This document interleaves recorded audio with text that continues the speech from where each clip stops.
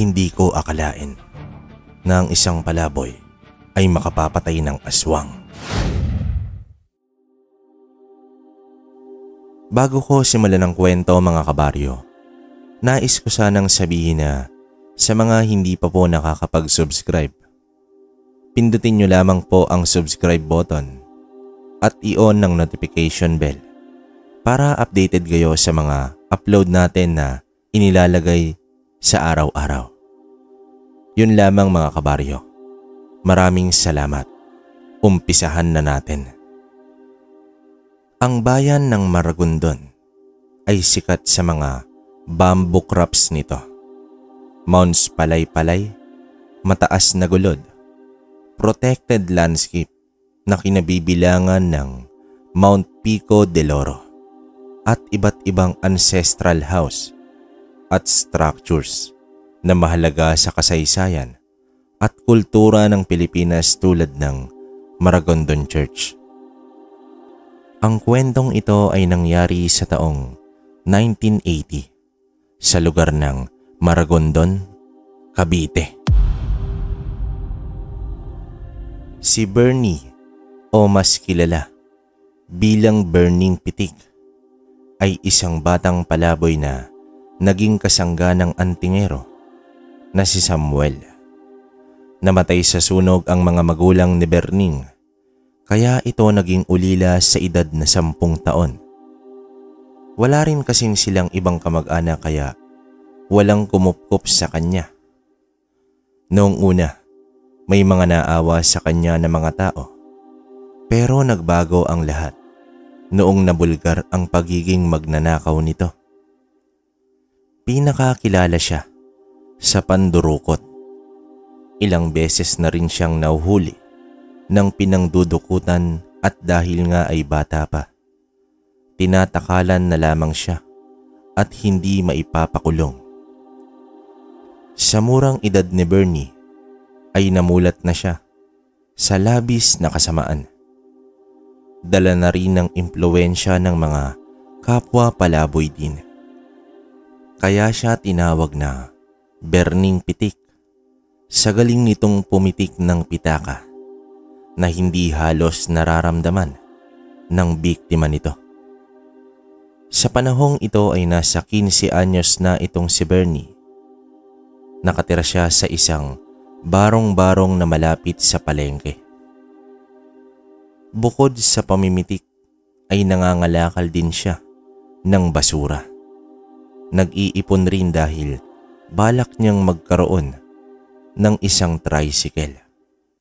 Kaya kahit gabi ay patuloy sa paggala sa buong lugar itong si Bernie sa paghahanap ng basura na pwedeng ikakalakal. May mga pagkakataon rin na nakakahanap siya ng mga alahas at pera.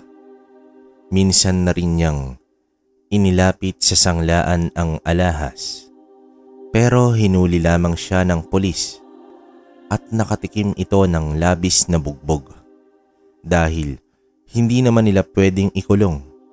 Malungkot man ang buhay ni Bernie, pero hindi niya ito binibigyan ng pansin. Ngunit may mga pagkakataon na naiisip niya ang kanyang mga magulang kapag nagkakasakit ito. Walang nag-aalaga at walang nagpapainom ng gamot. Literal na gusgusin na batang palaboy itong si Bernie. Kaya naman pinandidirihan siya ng karamihan. Sa katunayan, hindi malinaw kay Bernie kung papaano nasunog ang kanilang bahay. Ang tanging naaalala niya ay nagising siya dahil binuhat siya ng kanyang ama palabas ng kanilang bahay. Bumalik ang kanyang ama sa loob dahil naiwan pa roon ang kanyang ina at ang bunsong kapatid nito. Ngunit hindi na ito nakalabas pa. Sa murang isip noon ni Bernie ay nakatira siya sa malaking bahay at may sasakyan pa nga sila. May mga eksena rin noong kabataan niya na may nakaka-argumento ang kanyang ama Ngunit hindi niya naiintindihan kung ano ang pinagdidiskusyonan. Ang alam ni Bernie, malayo na ang Maragondon sa tirahan nila dati. Sa isip ni Bernie, habang minor pa siya, ay magagamit pa niya ito upang hindi makulong kahit mahuli man ito sa pandurukot at pagnanakaw. Hindi rin maiiwasan ang pagkakaroon ng kalaban sa kalye na kadalasan ay nauuwi sa rambulan. Manhid na rin ang katawan niya sa suntok at bugbog hanggang isang araw. May lumapit na pulis sa kanya habang nakaupo siya sa labas ng tindahan at umiinom ito ng palamig. "Hoy Berning, saan mo na naman balak mandukot ngayon ha?" Bungad dito ng pulis. "Sir naman, nagbagong buhay na ako." Tugon dito ni Berning. "Tigilan mo nga ako. Kung ako sa'yo, gumawa ka ng bagay na nakakatulong sa pamayanan." Suwestyon dito ng pulis. Ang pulis na si Sargento Makaspak ay ang laging umaarbor sa kanya sa tuwing nahuhuli ito. Gusto sana ng pulis na kunin siya bilang katiwala sa bahay. Kaso, nangangamba naman ang pulis dahil baka pagnakawan lamang siya ni Berning. Kaya sa araw na iyon, may inalok na trabaho itong si Makaspak. Nais nitong maging impormante niya itong si Berning dahil alam nito ang buong pasikot-sikot ng Maragondon at maraming kakilala rin ang bata. Sa mga panahong iyon, nauuso din naman ang mga batang ginagawang impormante. Ang unang misyon na ibinigay ng pulis ay ang pagmamanman sa isang negosyante na pinaghihinalaang nagpapalusot ng mga mamahaling alak mula pa sa ibang bansa. Parang kuminang ang mga mata ng bata sa salaping makukuha niya kapag nagawa niya ng maayos ang inuutos sa kanyang misyon. Nais ng pulis na malaman kung saang bahagi pinapadaan ang mga kargamento ng negosyante. Sa pagbanggit pa lang ng pangalan ng negosyante, ay agad na itong nakilala ni Bernie. At bago umalis ang pulis, ay nanghingi muna ng pagkain ang bata. Binigyan ito ng 50 lukot-lukot mula sa kanyang bulsa. "Sir, mukhang alam ko kung saan galing to ah." Sambit dito ni Bernie. "Abay, loong bata to ah. Sige na, umalis ka na. Basta yung pinapagawa ko sa'yo ha." Wika dito ng pulis. Kinagabihan, sa araw na iyon ay pasimpleng naghalungkat ng mga basura itong si Bernie malapit sa tindahan ng negosyante. Nakatabi lang nito ang bodega. Ilang saglit pa ay bumukas na ang labasan ng bodega. Agad naggubli ang bata sa likod ng drum ng basura. Sa tapat ng bodega ay may iilang maliliit na tindahan. Dahil sarado at madilim na ang lugar, ay doon na humiga sa mahabang bangko itong si Berning. Balak niyang hintayin ang sasakyan at alamin kung anong oras ito bumabalik. Nagising si Berning dahil sa ingay ng sasakyan papasok na sa bodega. May konting liwanag na ang kalangitan at sa tingin niya ay alas 5 na ng umaga.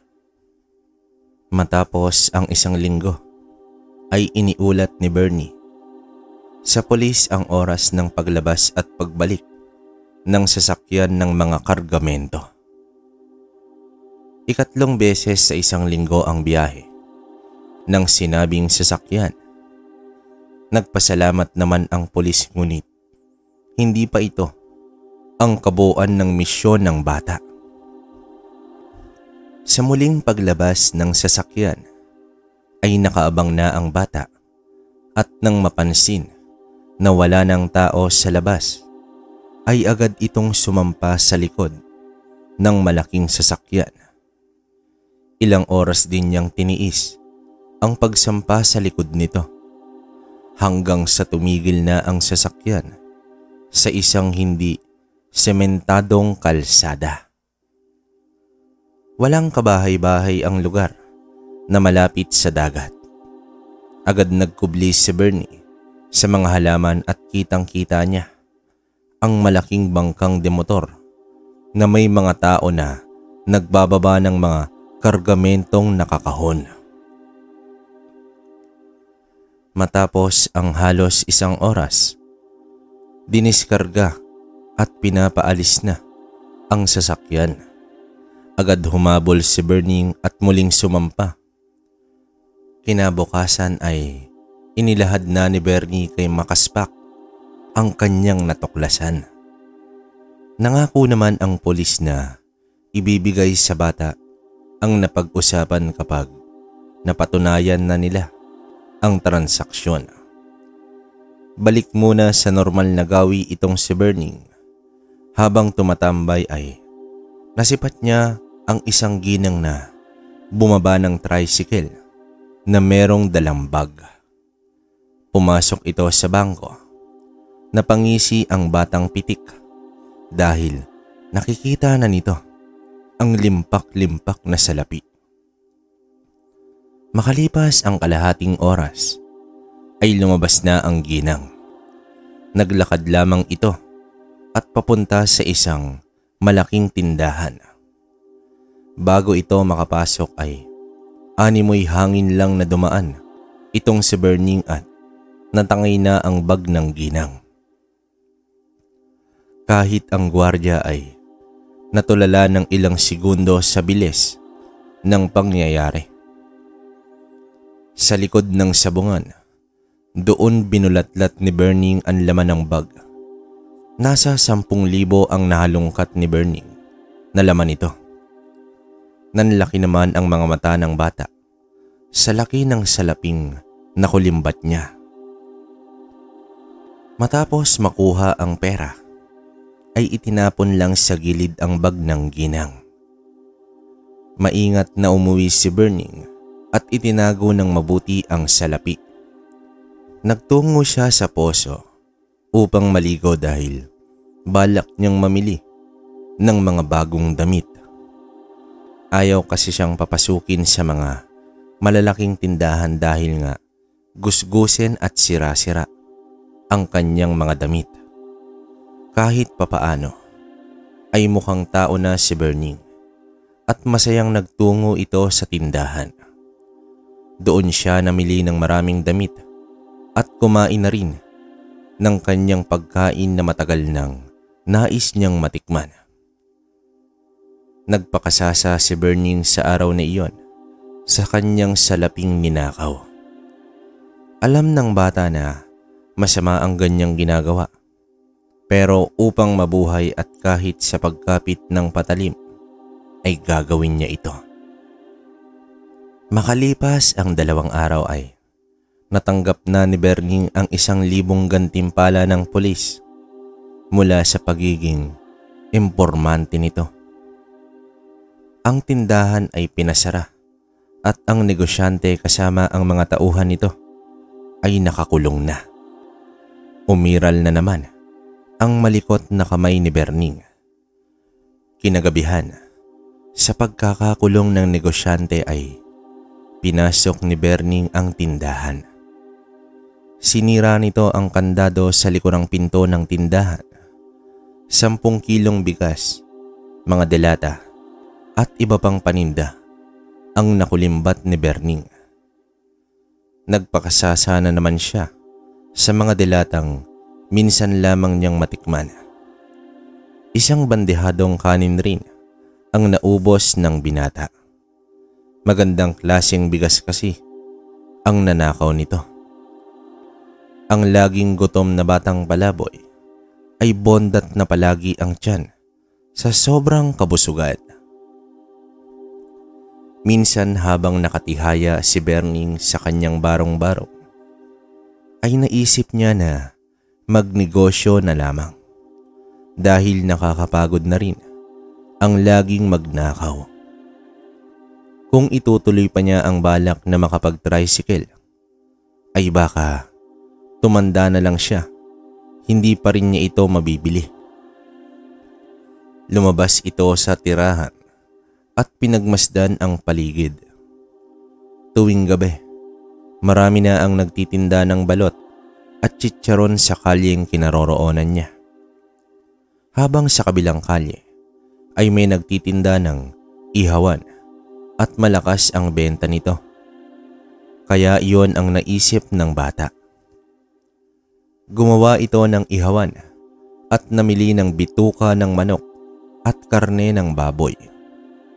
Sa unang gabing pagsabak niya sa ganoong negosyo, ay naubos agad ang kanyang paninda. Laking tuwa ng bata sa resulta ng kanyang maliit na negosyo. At doon na nagsimula magbago ang buhay ng batang palaboy. Minsan, isang gabi, may isang lalaking bumili at habang nag-iihaw pa ito, pansin niya na malikot ang mga mata nito. Animoy may hinahanap. Bago rin sa paningin niya ang lalaking iyon. Para bang dahilan lang niya ang pagbili ng inihaw, pero may ibang sadya talaga iyon sa lugar. Nang maluto na ang inihaw, nilantakan na iyon ng lalaki. "Bata, gabi-gabi ka ba dito nagtitinda?" Tanong ng lalaki habang nasa paligid ang tingin. "Opo, Manong. Bakit po?" Tugon naman ni Berting. "Wala ka bang napapansing nakakaiba sa lugar ninyo? Gaya ng tao na iba ang kinikilos?" Tanong pa ng lalaki. Tumugon naman si Berting na wala naman itong napapansin. Sa hinuha niya ay baka isang investigador ang lalaki, ngunit taong bukid naman ang pananamit nito. Taliwas ito sa mga pulis na investigador na lagi niyang nakikita. May salakot itong nakasabit sa likod at may itak sa gilid. Parang magsasaka ang itsura ng lalaki. Bago umalis ang lalaki ay naghabilin ito sa kanya. Kapag daw may kakaibang tao na mapansin niya ay wag daw siyang magtiwala dito at wag na daw siyang magpapaabot ng lalim ng gabi sa pagtitinda. Ano bang meron? Parang ewan naman ng Manong na yon. Wika nito sa kanyang sarili nang makaalis na ang lalaki. Lumipas pa ang ilang gabi. Normal naman ang lahat. Nang matapos niyang maligpit ang mga gamit paninda, ay nagpasya ito na magtungo sa tindahan ng tinapay. Nagsawa na rin siya sa inihaw at sa dilatang ulam. Bibili na lang siya ng tinapay para sa kanyang hapunan. Bandang 9:00 ng gabi ay naabutan pa niya ang panaderya. Papasara na ito. Sa kanyang paglalakad pa uwi ay nadatnan niya ang iilang kaibigan. "Hanep, negosyante na si Berning Pitika. Libre naman dyan." Sambit dito ng isa. "Hoy kayo, magnakaw kasi kayo ng malalaking pera, tapos inegosyo nyo. O tingnan nyo ako, hindi ko na kailangan makipaghabulan pa sa mga pulis. Di ba? Simple lang." Wika dito ni Berning. Binigyan din niya ng tinapay ang mga kaibigan at nakikipagkwentuhan din siya sa mga ito habang nakaupo sa gilid ng kalsada. Hindi na namalayan ni Berning na mag-aalas 11 na pala ng gabi. Nagyabang pa siya na tumingin sa mumurahing relos. Gayunpaman, nagpaalam na ito at tumungo na sa tinitirhang barong-barong. Habang naglalakad ay may nakita siyang babae na nakayuko sa gilid ng kalsada. Tahimik na ang lugar at wala nang katao-tao. Sa pagsipat pa niya ay may nakita siyang paa na nakahiga habang nakayuko doon ang babae. Noong una, inisip niya na naghahalikan ang dalawa dahil nababanaag niya na lalaki ang nakahiga dahil sa pantalon na suot nito. Agad nagkubli si Berning sa may puno at nagwika ito ng, "Hanep pa, hindi na nakatiis ang mga kumag. Sa kalsada pa naglaplapan." Sambit nito sa kanyang sarili. Maya-maya pa ay tumayo na ang babae at lumingon-lingon ito sa paligid. Napansin ni Berning na nagpupunas ito ng kanyang bibig na merong mga dugo. Nagtaka ang bata at sinipat pa niya ang naiwang lalaki na nakahiga at hindi na gumagalaw. Mabilis din ang pag-alis ng babae at nawala na ito sa kanyang paningin nang lumiko ito sa kalye. Marahan niyang nilapitan ang lalaking nakahiga. Nanlaki na lamang ang kanyang mga mata dahil duguan at wakwak na ang dibdib maging ang tiyan ng lalaki. Natakot si Berning at tumakbo ito pabalik. Wala na ang mga kaibigan niya kaya agad siyang nagpunta sa presinto. Pautal-utal pa niyang inilahad ang kanyang nasaksihan. Wala na din doon si Sarhento Makaspak dahil nakauwi na. "Hoy Berning, ano na naman ba ang ginagawa mo? Baka iba na ang tinitira mo ah." Sambit dito ng isang pulis. Totoo po, may babae at kinain niya ang lalaki. Nandun po sa dulo ng palengke. Pagtuturo dito ng bata.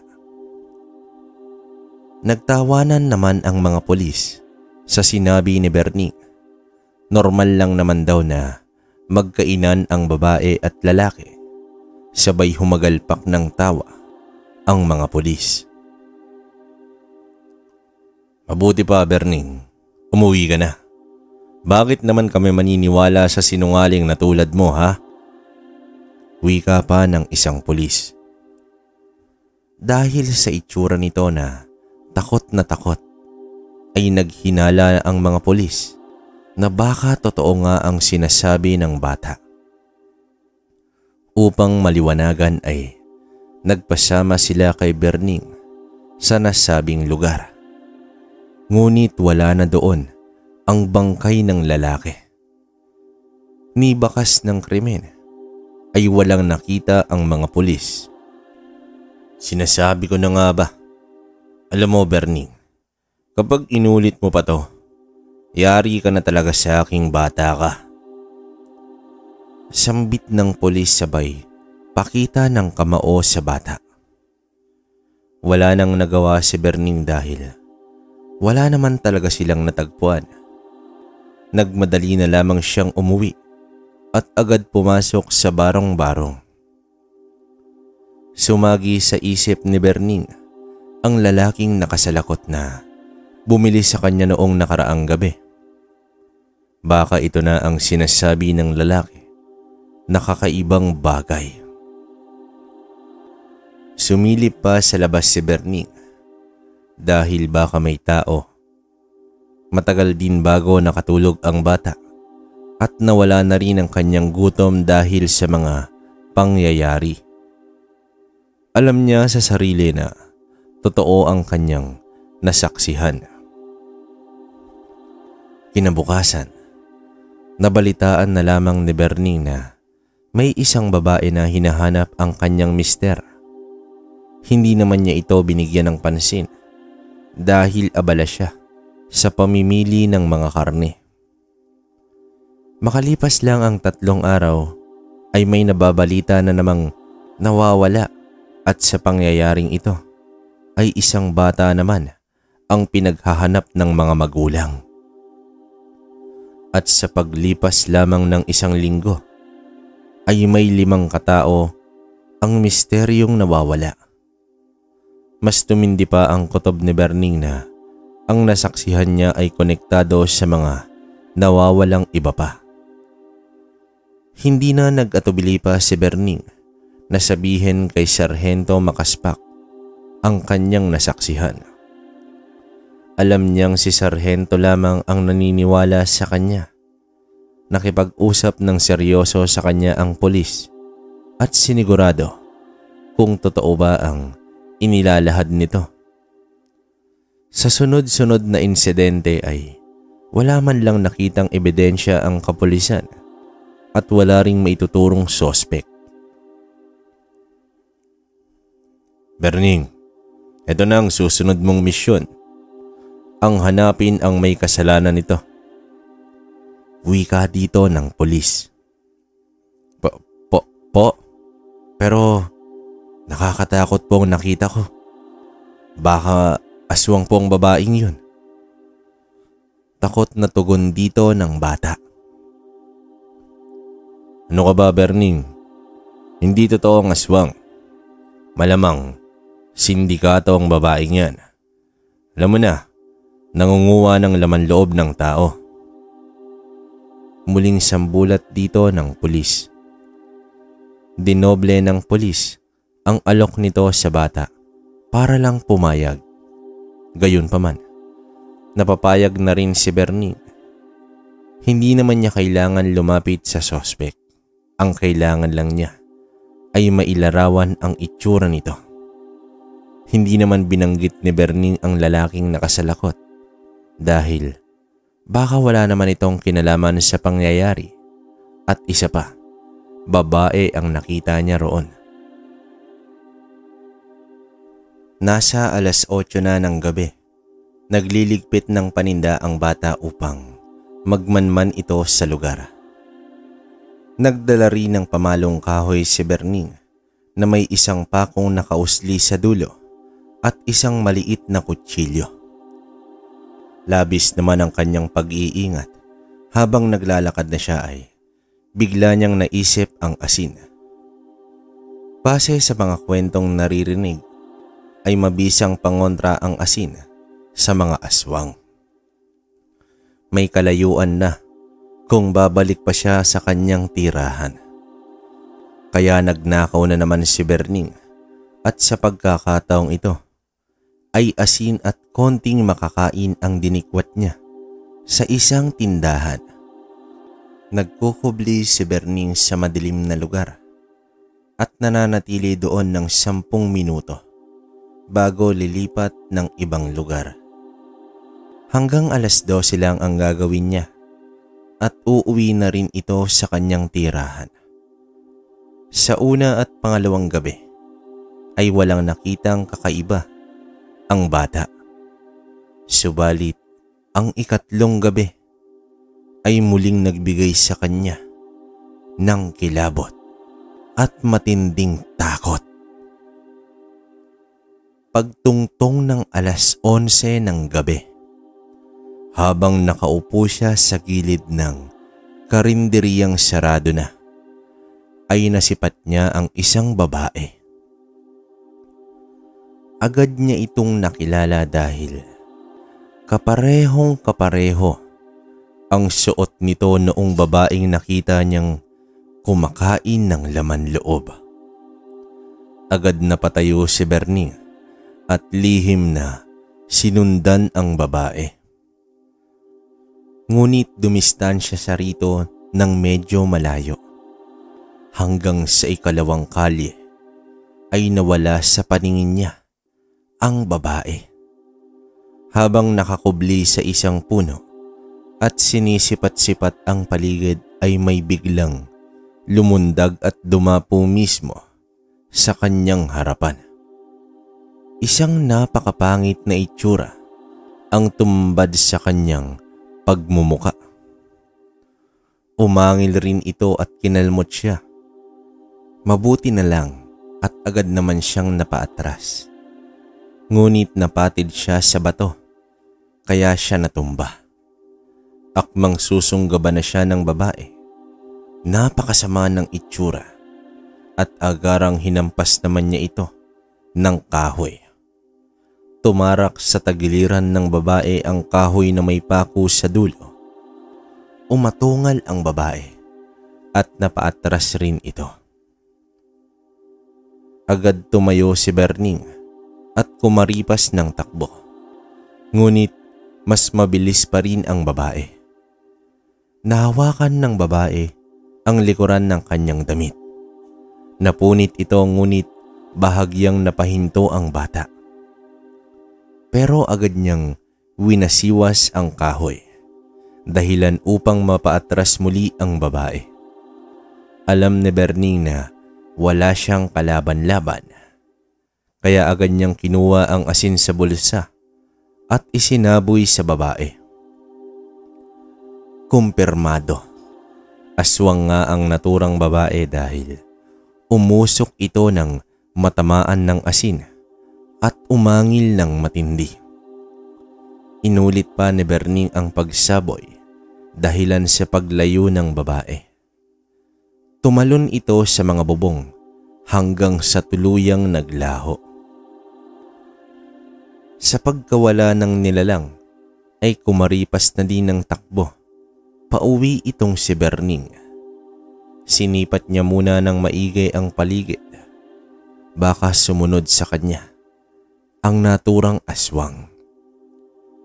Pagkapasok niya ay agad niyang isinarang mabuti ang isang piraso ng tabla na nagsisilbing pintuan ng kanyang barong-barong.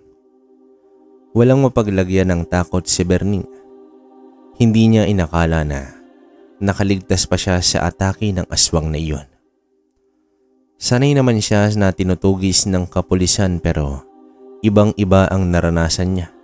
Kanina lamang, pinagsisisihan niya kung bakit pa niya tinanggap ang alok. Hindi mapapalitan ng salapi ang naranasan ng binatilyo. Pagsapit ng umaga, kakarating pa lang ni Sargento Makaspak ay sinalubong na siya ng binatilyo. Sir, magandang umaga po. Dediretsuhin ko na po kayo. Hindi tao ang hinahanap ninyo, kundi aswang. Ayaw ko na din po sa pinapagawa niya sa akin. Bungad na wika dito ni Berning. Nagtaka naman ang pulis at inilahad ni Berning ang nangyari sa kanya kinagabihan. Tumanggi na rin siya sa alok na pera. Kilala ni Makaspak si Berning. Mukha itong pera pero hindi ito sinungaling. Nalilito ang pulis kung maniniwala ba siya rito o hindi. Tumanggi ang binatilyo sa pera. Ngunit sino ba ang maniniwala na isang aswang ang nambibiktima sa kanilang lugar? Bagay na nagpapagulo sa isip ng pulis. Sa tuwing 5:00 ng hapon ay naghahanda na ang binatilyo sa kanyang panindang inihaw. Habang nagpapaningas pa siya ng uling, ay may lumapit na lalaki sa kanya. Inalok naman agad ito ni Berning habang ang mga mata ay nasa baga ng uling. "Kamusta, bata?" Sambit dito ng lalaki. Pagtingin ni Berning ay ang lalaking nakasalakot. Natigilan ng bahagya ang binatilyo. Pumaligid ang paningin nito at nagwika ng, Manong, mabuti nagpakita kayo ulit. Tungkol sa..." "Saan? Sa aswang? Nakita mo ba siya?" pagsingit dito ng lalaki. Dinala ni Berning sa gilid ng barong-barong niya ang mama at doon niya inilahad ang lahat-lahat. Hayop ka, Brohilda. Sabi ko na nga ba, nandito ka lang sa Maragondon. Sambit ng lalaking nagpakilala bilang si Greg. Tinanong naman ni Berning kung sino itong si Brohilda. Ayon naman kay Greg, si Brohilda ay isang aswang na nagmula pa sa bayan ng Nasugbo. Tinutugis ito ni Greg dahil sinunog nito ang kanyang pamilya. Sa narinig ni Berning, sa lugar na nabanggit ay tila pamilyar ito sa kanya. Muli niyang naalala ang nangyari sa pamilya. Binalaan naman ni Greg ang binatilyo na hindi na siya titigilan ng aswang. Isa kasi sa katangian ng aswang ang labis na paghihigante at sa ginawa ni Berning ay tiyak babalikan siya ni Brohilda. Inalam ni Greg kung saan ang bahay ng binatilyo at nagulat siya sa nakita dahil nasa barong-barong lang pala ito nakatira. Nag-alala ang lalaki kay Berning kaya inalok niya ito na doon muna tumira sa bahay nito, 1 milya mula sa kanilang kinaroroonan. Sa kadahilanang ayaw niya nang maulit ang nangyari ay nagpasya itong sumama kay Greg. Iniligpit na lamang niya ang mga paninda, kumuha ng iilang gamit at sumama na kay Greg. Sa gitna ng kanilang paglalakad patungo sa bahay ni Greg, ay nagpakilala siya ng lubos sa binatilyo. Ayon dito, isa siyang antingero na nagmula sa Nasugbo. Pinaghihigantihan siya ni Brohilda dahil sa pagtugis niya sa mga kalahi nito. Inubos ng aswang ang kanyang pamilya, kaya ganoon na lamang ang pagmamalabis niya na mahuli ang nilalang. Nais din sana ni Berning na magbahagi ng kanyang nakaraan ngunit ayaw niya na nabalikan ang nakakapangilabot na pangyayari sa kanyang buhay. Samantala, mangmangman si Berning sa isang antingero ay ramdam naman niya kay Manong Greg ang kapanatagan at labis na kaligtasan. Dumaan mula sila sa isang tindahan upang bumili ng para sa hapunan. Bandang 7:00 na nang makarating sila sa maliit na bahay ng antingero. May isang kwarto, maliit na sala at kusina. Ayon sa antingero, maliit ang bahay pero matibay naman ang pagkakagawa. Habang naghahapunan ang dalawa sa sahig ng sala, ay mahigpit na ipinagbilin ni Greg na kapag wala siya ay huwag magpapapasok ng kung sino-sino itong si Berning, lalo na raw kapag aswang. Kapag hindi mo pinahintulutan ang aswang na makapasok sa pamamahay, ay talagang hindi ito makakapasok dito. Ngunit gagawin niya ang lahat, kahit ang pinaka nakakatakot na paraan upang mapalabas ka ng bahay. Kaya ang mga aswang gaya ng manananggal, tik-tik at iba pa ay sa labas umaatake. Matapos ang hapunan ay inilahad ng antingero ang mga pangontra ng aswang. Binigyan din niya ng langis itong si Berning na nasa isang garapa. Ang langis na iyon ay kumukulo kapag may malapit na aswang sa paligid. Minsan isang gabi, naiwang mag-isa si Berning sa bahay. Sinunod din niya ang bilin ng antingero. Sa kanyang paghiga ay nasa tabi niya ang buntot pagi at isang supot ng asin. Nilagyan rin niya ng asin ang bintana, pati na ang mga baitang ng hagdan sa labas. Kahit hindi naman nagdadasal si Berning, sa gabing iyon ay Walang patid ang paghingi niya ng tawad sa ama at nanalangin na iligtas siya sa anumang uri ng sakuna. Hanggang sa nakaidlip na lamang siya sa kakadasal. Sa kalagitnaan ng kanyang pagtulog ay nagising ito sa pagsambit ng antingero. Bumangon at tumugon pa ito. Akmang bubuksan na sana niya ang pinto. Napansin niya na nasa bakuran nagmumula ang boses. Bakit wala sa kabilang bahagi ng pinto? Napagtanto ni Berning na marahil hindi nakakaapak ang aswang sa hagdan dahil sa mga asin na inilapag nito. Biglang kumabog ng matindi ang dibdib ng binatilyo. Binalikan niya ang buntot ng pagi at asin sa kwarto. Hindi tuloy niya malaman kung ano ang gagawin dahil sa takot.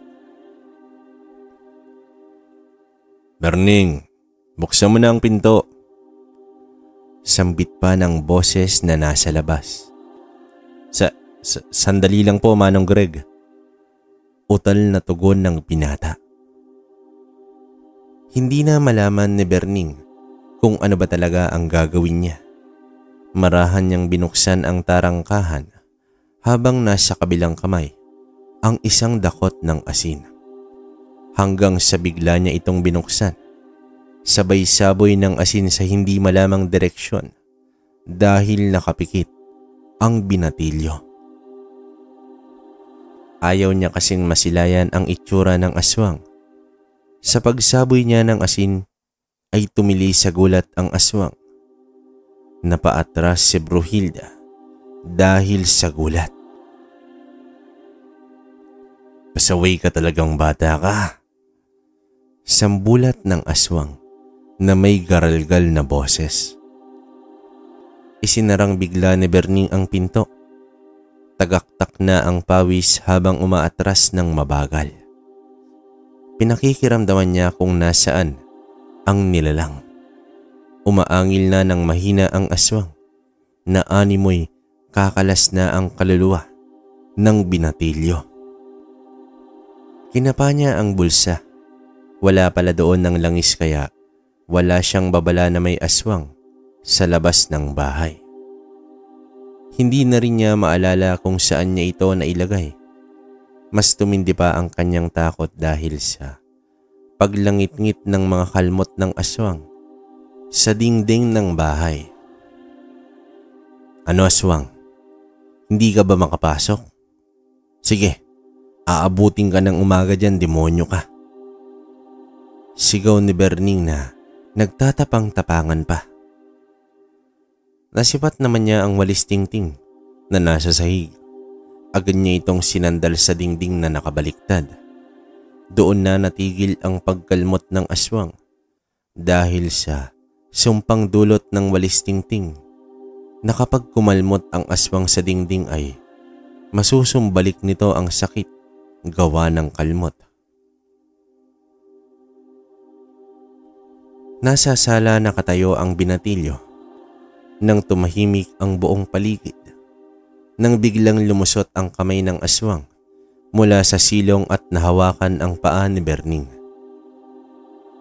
Agad naman niyang pinagpapalo ang kamay ng aswang gamit ang buntot ng pagi hanggang sa bumitaw na ang aswang dahil sa tindi ng naidudulot na sakit at sugat nito.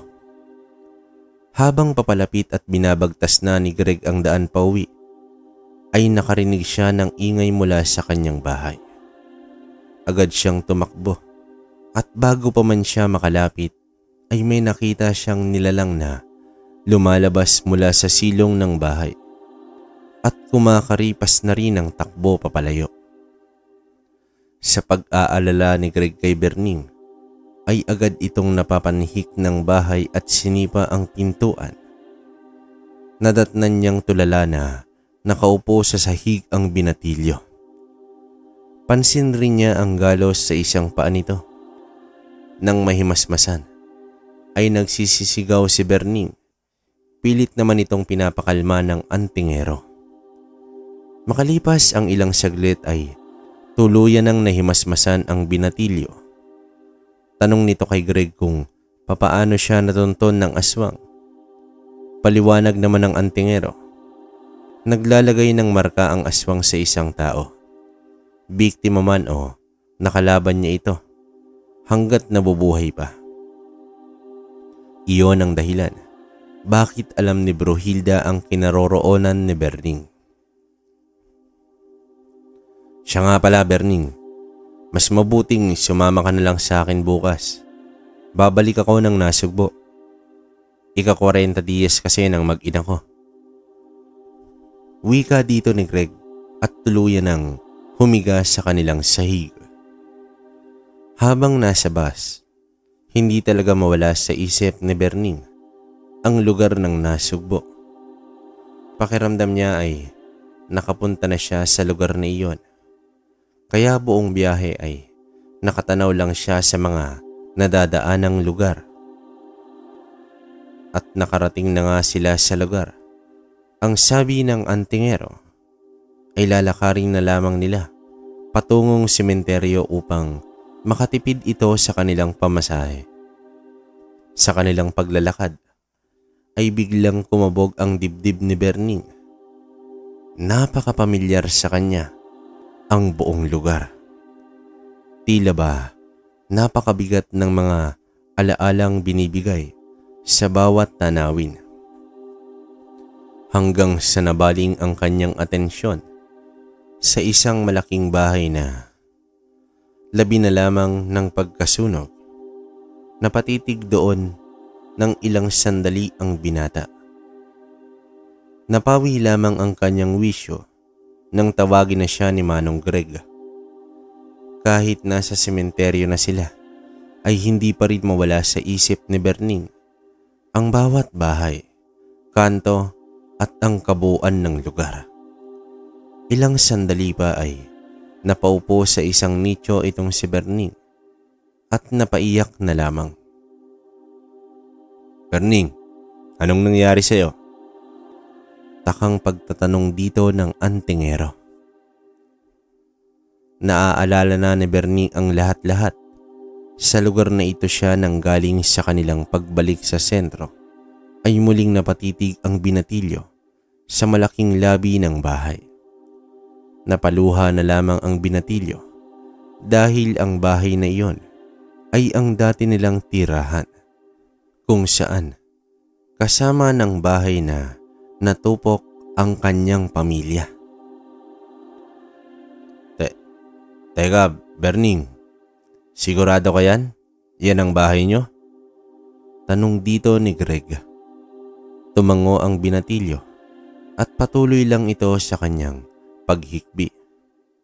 Nang tanungin siya ni Mang Greg sa tunay nitong pangalan, ay sumagot ang binatilyo ng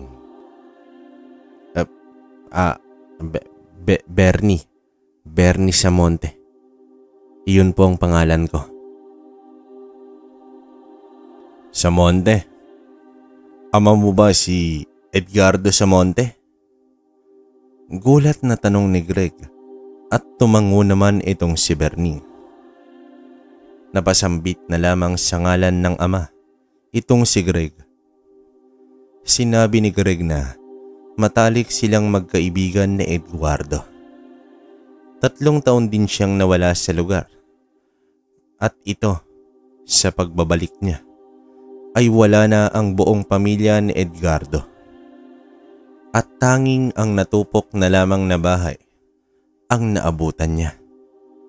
Sa pagkakaalam niya ay walang natirang buhay na labis niyang ikinalungkot. Napakaliit talaga ng mundo sa ating 3, Berning. Wika dito ni Greg. Sa ating 3 po? Takang tanong ng binatilyo. Dito inilahad ni Greg na ang nagsunog sa bahay nila Berning ay walang iba kundi itong si Brunhilda. Ayon pa kay Greg, isa ang ama ni Berning na sumusuporta upang tugisin ang mga aswang sa buong Nasugbo. Sa katunayan, Nagbigay pa ito ng suportang pinansyal upang makapagawa ng mga sandata laban sa pag-iral ng mga nilalang. Kaya isa lang din ng pamilya ni Edgardo na ginantihan ng aswang. Kagaya rin sa nangyari sa pamilya ni Greg, walang imik na napaluha lang lalo itong si Berning sa kanyang mga natuklasan. Ang lungkot ay unti-unting napalitan ng labis na galit. Si Bruhilda pala ang dahilan kung bakit nasadlak sa kapalaunan ang binatilyo. Imbis na magkaroon ito ng maayos at masayang pamilya, ay naging palaboy at nakagawa pa ng kasamaan para lamang mabuhay. Inaya na ni Berning si Manong Greg na bumalik na sila ng Maragondon. Habang sa biyahe, pabalik ng Maragondon ay panakanakang pag-iyak pa rin ang ipinapakita ng binatilyo. Nais niyang mawasak ang buhay ng aswang na sumira sa kanyang buhay.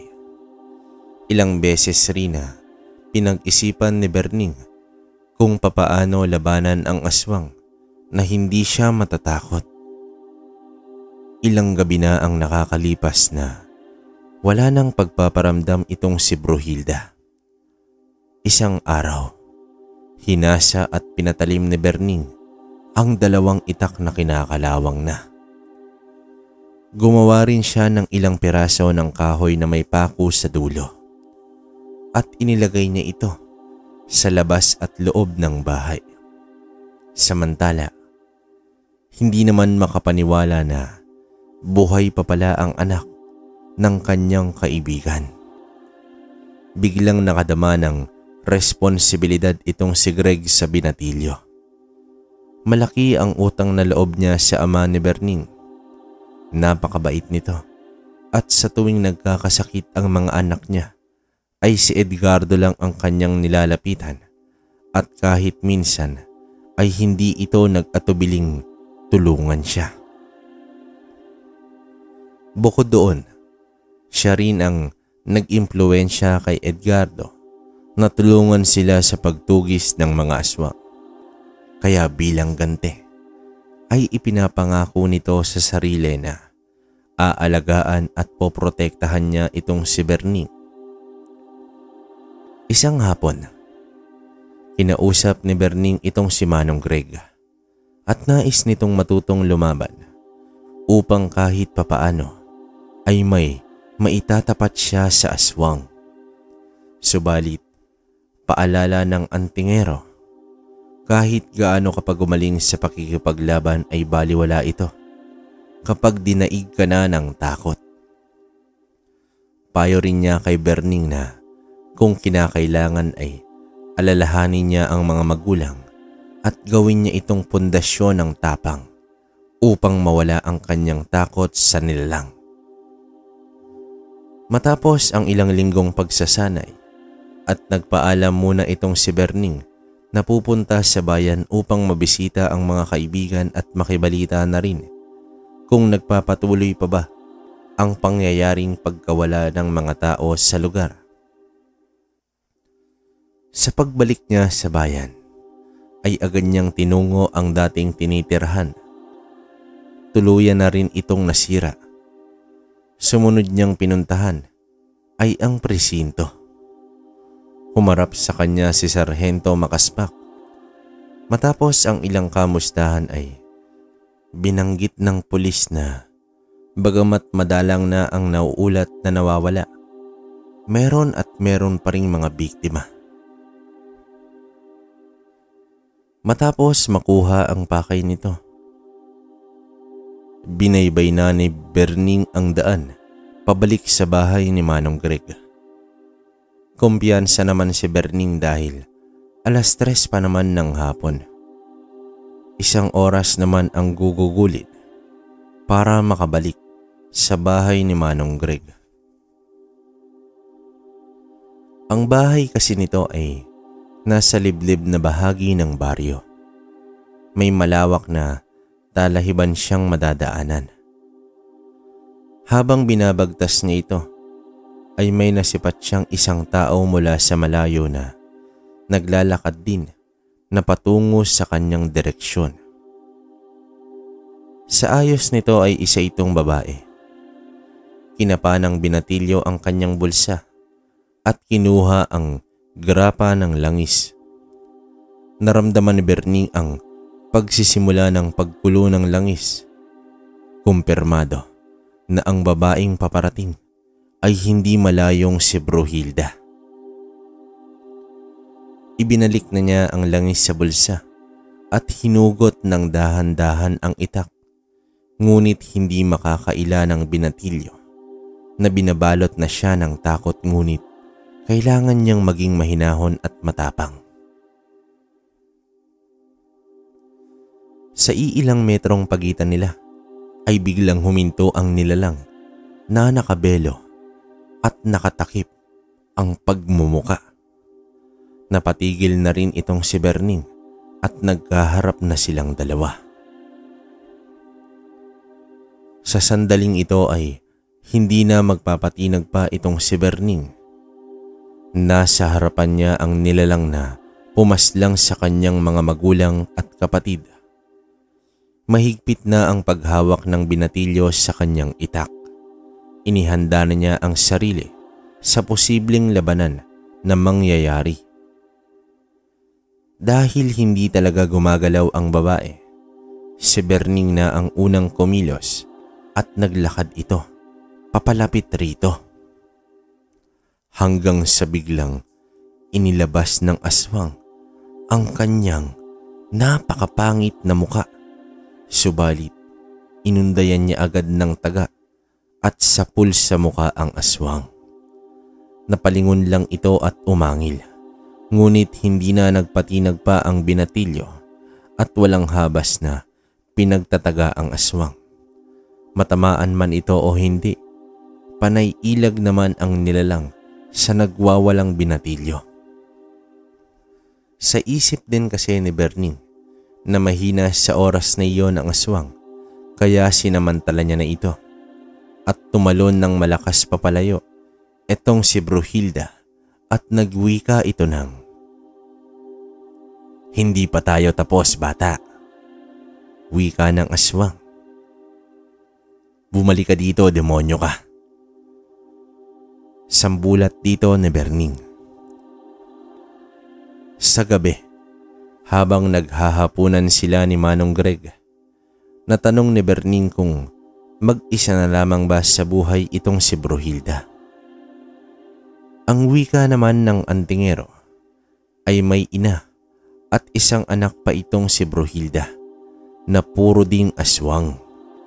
At alam ni Greg kung nasaan sa Maragondon nagkukubli ang mga ito. Nagwika din ng binatilyo na babalik siya sa presinto upang magpatulong sa kapulisan. Gayunpaman, sa pagbabalik ng binatilyo sa kapulisan ay wala siyang nakuhang tulong. Sa kadahilan ng pagtatawanan lamang sila ng mga nakakataas sa kanila kung ang inalagay nila na rason sa paglusob ay isang aswang. Kahit maniwala pa sa kanya si Greg, pero wala itong magawa dahil hindi sila maaring sumalakay sa taong walang ebidensya laban dito. Umuwing bigo ang binatilyo at sa isip ay gagawin niya ang lahat upang mapaniwala na totoo ang pag-iral ng aswang sa kanilang lugar. Sa gabi ding iyon ay nagtanong si Berning kung papaano ba maging isang ganap na antingero. Ngumiti naman si Manong Greg at ayon dito, hindi madali ang pagkakaroon ng tangan. May mga mutya na ipinagkakaloob talaga ng kusa sa iyo ng kalikasan. Meron ding mutya na ipinamana mula sa mga ninuno at meron ding yaong ikaw mismo ang kukuha at iyon ang pinakamahirap. Dahil katakot-takot ang mararanasan mo bago mo makuha ang isang mutya. May mga mutyari na kapag hindi mo nakayanan ang lakas nito ay maaari kang mabaliw. May mga mutyari na purong kanan o para sa kabutihan lamang at hindi gagana kapag sa kasamaan mo ito gagamitin. Kalimitan din sa mga mutya na nagmula sa kalikasan ay nagbibigay ito ng swerte sa buhay at negosyo. At ang pagiging antingero ay isang panghabang buhay na responsibilidad dahil naaatasan kang maging tagapagligtas ng sangkatauhan. Nasa isip naman ni Berning na mahirap pala ang maging isang antingero kahit na ang ordinaryong tao ay may panlaban sa mga aswang. Isa pang tanong ng binatilyo. Alam mo, Berning, ang pinakamalakas na sandata ay ang paniniwala mo sa Ama. Kahit ordinaryo ka ngunit buo ang loob mo, ay maaari kang magpabagsak ng isang aswang. Tugon dito ng antingero. Batid ni Greg ang pagnanais ni Berning na mapaslang itong si Bruhilda. Nang makatulog na ang binatilyo, ay kinuha nito ang 2 itak na pinagtiyagaang patalimin ni Berning. Habang hawak niya na ang 2 itak, ay inusalan niya ito upang maging mapaminsala. Bandang 2:00 na ng gabi, napabalikwas si Greg dahil sa malaking ibon na dumapo sa bubong. Marahan pa itong naglakad dahil sa langit-ngit ng nipang bubong. Gumapang ng maingat itong si Greg at agad namang ginising si Berning. Walang salita ngunit sumenyas ito na nasa bubong ang aswang. Nang lingunin ni Berning ang grapa ng langis na nasa altar, ay umaapaw na ito dahil sa matinding pagkulo. Nag-usal ng pangtigal po itong si Greg, dahilan upang bumagsak ang aswang sa lupa. Agad lumabas si Berning at pinuntahan ang kinaroroonan ng tunog. Kitang-kita ni Berning ang marahang pagtayo ng nilalang habang nagpapalit ito ng anyo.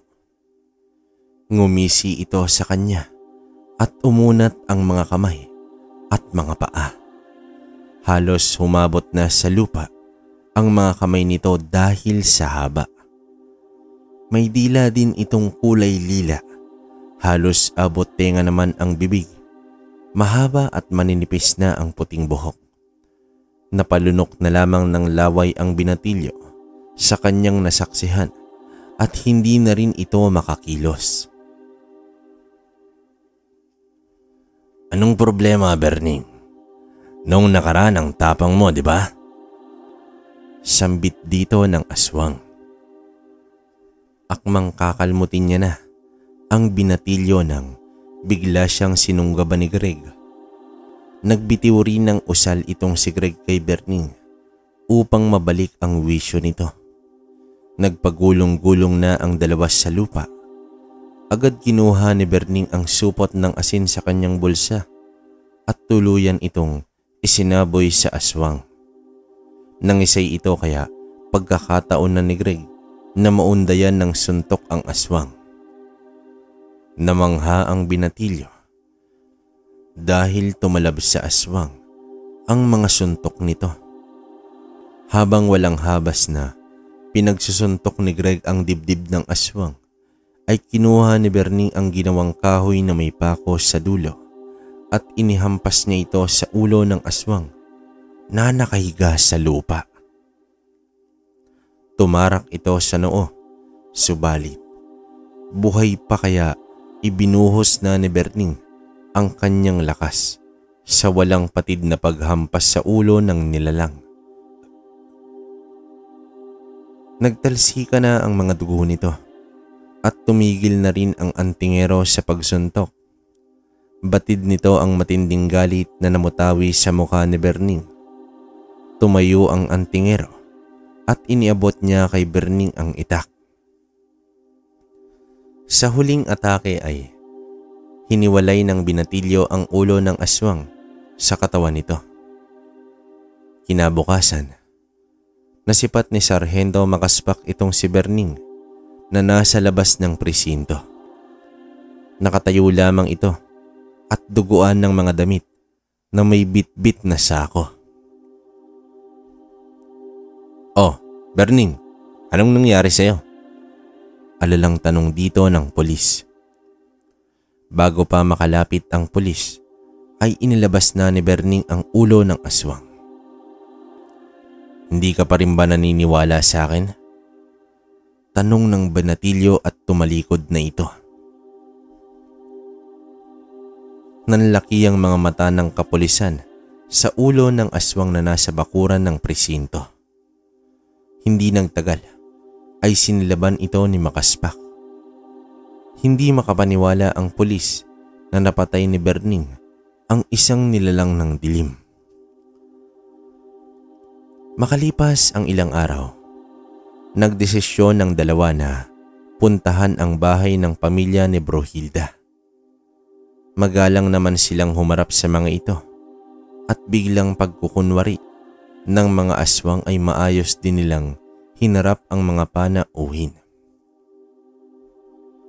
Ilag ang mga ito sa araw kaya nasa loob lamang ito ng bahay.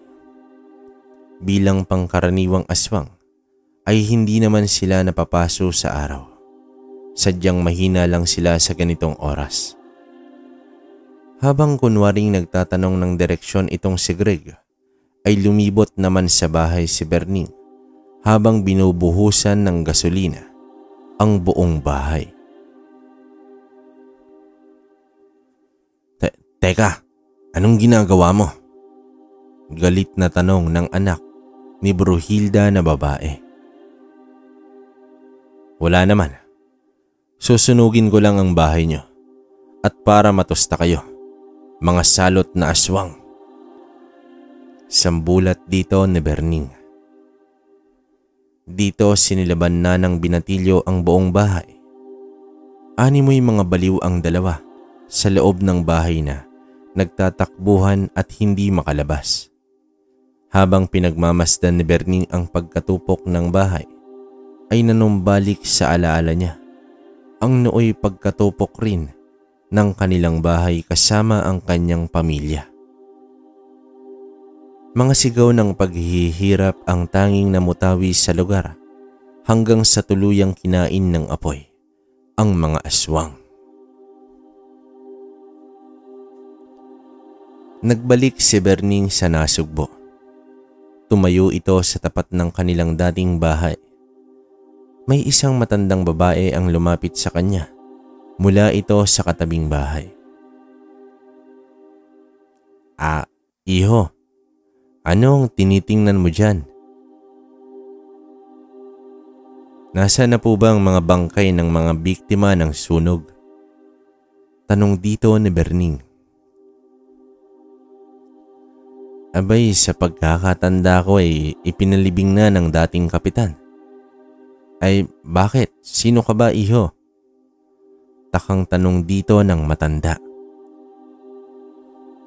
Nagulat ang matanda sa pag-amin nito na ito si Bernie, ang panganay na anak ni Edgardo.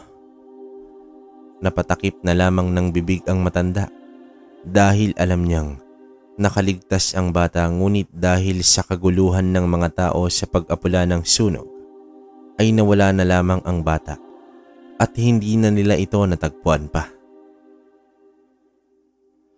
Pinalagay na lang ng mga kapitbahay na nasama ito sa sunog, subalit 3 bangkay lang ang natagpuan. Sa tulong din ng matanda ay sinamahan niya si Berning sa bahay ng dating kapitan upang alamin kung saan nakaburol ang pamilya niya. Ayon sa dating kapitan, ay pinagsama na nila ang hukay ng 3 magkakayakap na bangkay. Sa pagdating nila sa puntod ay bumuhos na ang luha ni Berning. Nangako ito na aayusin niya ang kanyang buhay ibalik kung anong meron ang pamilya niya dati. Gulat man ay naluwa na rin ang mga kapitbahay sa pagbabalik ni Bernie. Ang iba ay napaiyak pa dahil sa naalala nila ang gabing bumago sa buhay ng batang si Bernie. Sa tulong na rin ni Greg at sa mga kapitbahay ay nakapagpatayo ng bahay ang binatilyo sa mismong bahay nito dati. Hindi man kasing laki noon ay sapat na ito para sa bagong yugto ng buhay ni Bernie. Nakiusap na rin siya na doon na tumira itong si Manong Greg. Total, ulira na rin ito sa pamilya. Makalipas ang ilang araw na pananatili sa bagong bahay, ay nagdesisyon si Bernie na bumalik ng Maragondon. Nais niya kasing itayo muli ang ihawan na mas malaki pa. Mas malaki din kasi ang kikitain niya dahil nasa bayan ito mismo. Lingguhan naman ang uwi niya ng Nasugbo at sa awa ng Diyos ay naging maayos ang negosyo ng binatilyo. Kasama niya pa rin ang mga dating palaboy na kagaya niya sa negosyong ihawan. Ano pa? Nagbago ka na talaga, Berning. Hindi ka naman durugas ngayon. Sambit ni Makaspak na lumalantak ng isaw. Oo nga sir, sana hindi na lukot-lukot na pera ang ibabayad mo sa akin ha. Nagbago ka na ba? Ganti naman dito ng binata. Isang gabi, nagpaalam na ang mga kaibigan na umuwi. Si Berning na rin kasi ang nagsasara ng kanyang ihawan at sa likod nito ang tinayong maliit na bahay. Pakanta-kanta pa ang binatilyo habang nagsasara ng tindahan. Hanggang sa may lumapit na dalawang kalalakihan at tinutukan ito ng kutsilyo at hinihingi ang kinita nito sa buong araw. Nakatalikod at nakataas ang kamay ni Berning habang papunta sa kaha. Samantala, ang isang lalaki naman ay nasa labas nagbabantay. Imbis na pera ay hinugot ni Berning ang dalawang itak na nasa dingding ng tindahan. Dito itinutok sa leeg ng lalaki. Kaibigan, ako ang pinakamabilis ang kamay sa lugar na ito. Kung ayaw mong humiwalay ang ulo mo sa katawan, ngayon pa lang, tumakbo ka na. Sambulat dito ni Berning. Kumaripas ng takbo ang mga kalalakihan dahil sa talas at haba ng mga itak ng binatilyo. Dayo ang mga iyon dahil hindi naman namukaan ito ni Berning. Sa pag-uwi niya sa Nasugbo ay nadatnan niya si Greg na nakikipag-inuman sa bakuran ng bahay kasama ang iilang kaibigan. Ibinigay naman ni Berning ang dala nitong mga inihaw bilang pulutan sa mga panauhin. Humakbang na sa hagdan ng binatilyo, paakyat ng may namumukaan siya sa isa sa mga kainuman ni Greg.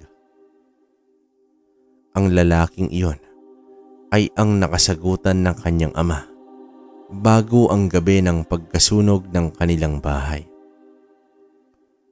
Pasimpleng sinipat ni Berning ang lalaki. Pansin niya na lumilibot ang paningin nito sa buong bahay.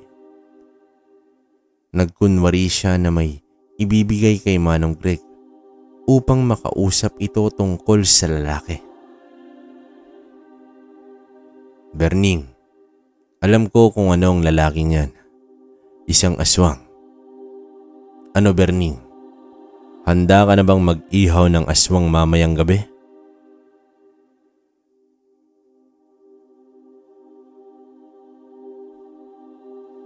Mga kabaryo, ang kwento ni Berning Pitik ay nagpapaalala sa atin na Hindi pa huli ang lahat upang magbago. Nasira, nawasak, nalugmok, kumapit sa kasamaan. Dahil na rin sa kagagawan ng iilan. Subalit muling bumangon itong si Berning at hinarap ang mga hamon sa buhay. Mga kabaryo, hanggang dito na lang ang istorya natin ngayong araw. Naway merong kayong natutunan at sana ay may napulot kayong aral sa kwentong ipinadala ni Bernie. Muli, ako to, si Kwentong Baryo. Okay, so yun. Kamusta mga kabaryo? So, ito maikling opinion ko sa kwento kasi magsha-shoutout tayo ngayon, no? Yun nga. Bali kay Bernie, siguro hindi niya kasi raw parang wala na raw yon yung lalaking yon. Sabi niya, nag-chat sa akin kasi to na okay na, parang hindi niya lang nalagay sa kwento. Pero hindi ko alam kung paano ginawa nung neto ni sino ba? Si Greg, no? So yun. Bali hanggang ngayon okay pa rin to. Nasa Maragondon to si Bernie. May negosyo to ng ihawan, no? Hindi niya na lang sinabi kung hindi. I mean, sinabi niya sa akin, pinapapunta niya nga ako para personal daw na mag-usap kami. Sabi ko malayo ako eh. Pero ayaw niya na rin ipasabi yung mismong ihawan niya, no? Para na rin siguro sa seguridad niya, di ba? Siyempre, respeto na lang, no? So, yun. Bali, wala masyadong aksyon. Talagang purong, alam niyo yun, hindi natin alam kung drama to, ano? Pero grabe, nakakayak. Yun nga, mabuti na lang at kaibigan talaga nung tatay niya itong si Greg, no? Hindi naman to naging antingero si Bernie. May alam lang to pero hindi na tinuruan ni Greg kasi nga ayaw niya na magaya sa kanya to. So ngayon may anak na to si Greg. Matanda na rin to. 1980 to, 1980. So compute nyo na lang mga kabaryo kung ilang taon na. So yun. Yung sa sinabi niya kay Bruhilda, grabe rin daw yung karanasan niya noon. Kasi hindi niya lang matukoy, sabi niya, kabaryo, hindi ko kasi alam kung anong uri ng aswang eh. Feeling ko, kasi nakikinig siya sa atin sa mga kwento, malalakas daw yung mga napapainggan niyang aswang. Pero yung si Bruhilda, may isa siyang parang inihambing na kwento eh. Hindi ko matandaan. Pero yun nga, parang ganun, typical na aswang na hindi ko alam kung anong tawag eh. Babae pero alam mo yung parang matanda na ano ba to? Parang Pepeng Marasigan na tayong kwentong natin na yun eh. Basta yung ganun, umaba yung kamay, yung paa, tas yung mga kuko. Tapos yung ngipin daw, nagiging pangil na, alam mo yung parang sa sobrang itim daw parang kumain ng puset, no? So yun lang pagkaka-explain niya. Tapos yung ang hindi niya makalimutan yung sinunog nila yung bahay nung pamilya. So yun lang naman. Wala na akong ibang comment dito. Kayo na bahala, no? Gusto ko mag-comment pa rin kayo. So yun. Ito, yung shoutout natin ngayon is yung comment sa mga nakaraang upload natin. Bali 2 comment to, di ba? So magbabackread ako. Sana okay lang sa inyo na medyo marami-rami to, no? Wait lang, hanapin natin yung pinaka. Ito yung comment kay Carding Biray. Umpisa natin lahat ng nagko-comment. Bali 3 story to, kaya mahaba. Si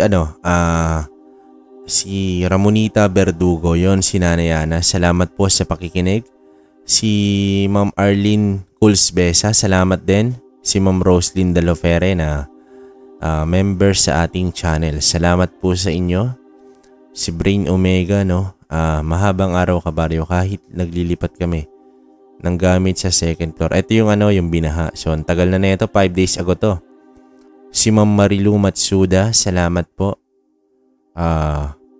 Margie Hulpapan Chachala, yun, from Qatar, no? Salamat. Jackas Manso. Araceli Asahi, salamat po. Jenny Golosino, salamat ma'am. June Julie, yon salamat June Julie. Yan, nagpapayo yan na uminom daw tayo ng salabat. Salamat June Julie. Si Ma'am Lisa, no, salamat. Demigod, salamat sa iyo boss. Catherine Blasquez, salamat po. Virginia Belay, salamat ma'am. Cora Hidalgo, salamat. Maria Cazusa, salamat po. Si Blue, no, yon. Ganda ng kwento ni Carding Biray na may mutya ng Batoomo, si Batna at Tartara at Latigong Baging kasama ng magkapatid na si Margarita at Bibong. Yon, kabaryo, ingat lagi, get well soon. Ingatan mo ang napakagandang boses na yan. Wow, salamat Blue. Si Evelyn Fall from Germany, no, lagi siyang nakikinig din sa atin. Salamat po. Si Miss Apple Pie na laging nakaabang din, no. Salamat po, salamat. Nelia Tijano, yon, salamat. JM Pomoseno, salamat boss. Gina Bell Bugador, salamat from KSA to si Ma'am Gina Bell. Jeveline Octubre from Riyadh, no. Si Nay, ayun, Pinay sa Cyprus, yon, salamat Nay, ingat ka rin kung nasaan ka man ngayon. No, Amber Katuday, salamat po. From Cavite, yan, from Cavite to. Si Ma'am Elsa Constantino, salamat. 2 days na raw siyang nandito sa Pilipinas. So, ang hinihintay na lang natin is yung chocolate. Salamat. Sabi ni Ma'am Lisa, ikaw ang may super duper gandang boses, kabaryo. Wala silang binatbat sa sobrang ganda ng boses mo, pati sa mga kwento mo, sir. Wow. Legit ba? Grabe, salamat. Salamat, Ma'am Lisa. Bongbong Colord, yun. Salamat, boss. Si Ma'am Rhea Galang. Thank you for sharing sa isa na namang maganda at may aral na kwento. More power po ulit sa inyo. Sa iyo, kabaryo. Salamat, Ma'am Rhea. No, lagi rin to si Ma'am Rhea Galang.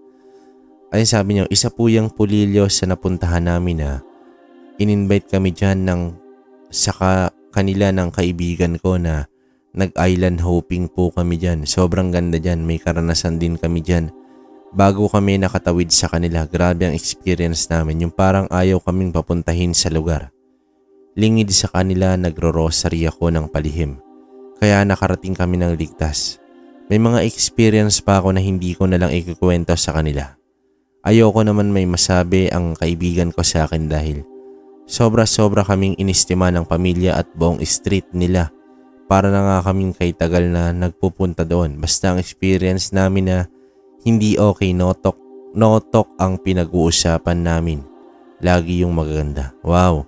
Pulilyo, sino may experience? Grabe mo ang grabe yung experience ni Ma'am Rhea. Eduardo Amador, yun. Salamat, boss. Magkape muna. Ayan, magkape ka muna dyan, boss. Hazel Samonte, salamat. Arvin Galit. Ma'am Candelaria Manaloto, salamat po. Mitchex, tama ba? From Lilyoan, Cebu. Salamat, Mitchex. Saan na to? Sayang, mababasa ko ba?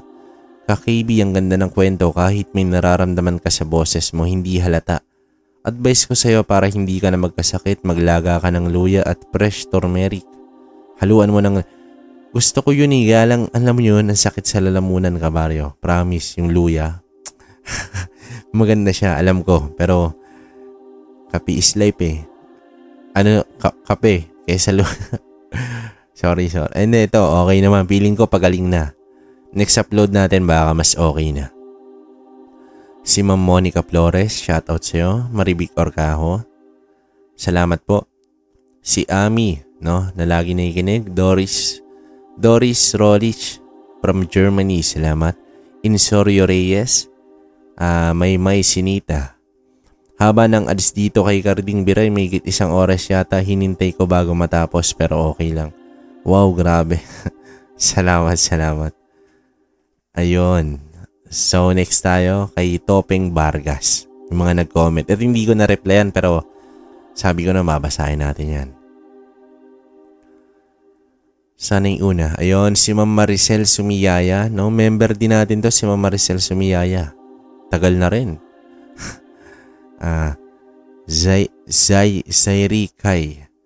Zairikay na Akilaton. Salamat. Medyo nalilito ako, kabaryo. From Zamboanga del Sur, yun, Pagadian. Emilia Norafols. Mary Chris Dumael. Rose May Katubay. Salamat. Glenn Sol de Villa. Salamat, boss. Adrian sa Granada. Si Ma'am Azil Gumban. Salamat. Jasper James Cabonok. Vigente. Joel de Guzman. Lourdes Abariao. Tita Sareno. Salamat, tita. Kung nasan ka man. Oh. Ingat ka. Michael Jason Octaviano. Silent listener na ako. Okay lang, boss. Basta nakikinig ka pa rin. Hindi, salamat. Yun. Lourdes ulit. Yan. Happy si Granny. Salamat po. Salamat sa'yo. Inday Gamay Ibalarosa. Salamat, ma'am. Natutuwa raw si ma'am pag naririnig niya yung name niya. Lahat naman eh. Parang remix nga eh. Kyle Unida. Glenn Valen. Salamat. Sayang to. Username. Jason Mata. Salamat, boss. Henry Bailon. Saan yung iba? Nabasa ko na yung ibang name eh. Jovan Ocampo from Aman Jordan. Salamat. Mahina Abubakar. No? Yun, salamat. Roy. Yun, Milagro. Isang taong tinakda ng Diyos Ama. Elmer Caraca. Salamat, boss. Ayun, nabasa na natin tong iba. Yun, naulit. Ito. Otangas Tanes. Salamat. Leo Daban, boss. Jenilyn Cordero. Salamat po. Junira Basmayor. Salamat. Junmar Remodare. Salamat, boss. Ray Mollejon. Salamat. Saan yung iba? Effie Rider Vlog, no? Sa lahat ng horror, aswang at antingero engkanto. Pero dito tumayo ang balahibo ko. Nagpapahiwatig dito, wag tayong matakot dahil kasama natin ang always naman, boss. Kasama talaga yan. Si boss Charlune Rulano. Grabe, parang si Jerry. O nga, Jerry Salvacion to yung kay Topeng, no? Kasi anghel sila parehas eh. Ayun, salamat, boss Charlune. Si Joseph Grooms, no? Ganda ng kwento ni Topeng at naniniwala ako na minsan na nagpapadala ang Diyos ng sugo para iligtas tayong lahat, no? Legit yan, Joseph. From Texas, USA. Binket, no? Yun, sabi ni Binket, itinakda ang taong ganyan, yun. Ayun, salamat, Binket. Si Miar 243. Yun. Cloverleaf, no? Nagbabalik si Ma'am Cloverleaf. Grabe, ang ganda ng kwento. Galing mo talaga mag-narrate. Hindi naman. Salamat, Cloverleaf, no? Isha Dasend. Salamat. Ayun. Lance Caviara. Salamat po. Saan to? Ayun. For us, Miguel po. Angel is God. I mean, sugo po. Walang name, boss. Hindi ko mabasa. Salamat pa rin. Si Hey, no? Yun, sabi ni Hey. Proud single mom. Ang sabi niya, dirabe, damang-dama ko ang pagkamahabang loob ni Topeng. Oo, yun. Proud single mom, no? Salamat. Juby. David Juniega. Yun, from KSA. Salamat. Si Ma'am Jean Sebal. Nagbabalik. Yun. Shifter Place, ang sabi niya, hello, pansin ko na wala yung isang kwento mo sa playlist, yung tinderong manlalason. Boss, yun nga, nagka-problema sa audio yun, pero ayusin natin, no? Rubina Clasio, salamat po, Ma'am Rubina. Inday ng Paris, salamat po ulit, Ma'am Inday, no? Ingat ka kung nasan ka man. Benji Salmorin, salamat, boss. Henry Bailon ulit. Yan. Jennifer Logan. Ang sabi ni Ma'am Jennifer. Yun, ang habang ganda basahin. Salamat. Nabasa ko lahat yan. Mamaya, pupusuan natin. Christine Farados. Salamat, Ma'am Christine. Hazel Borsena ulit. Yun. So, yun mga kabaryo.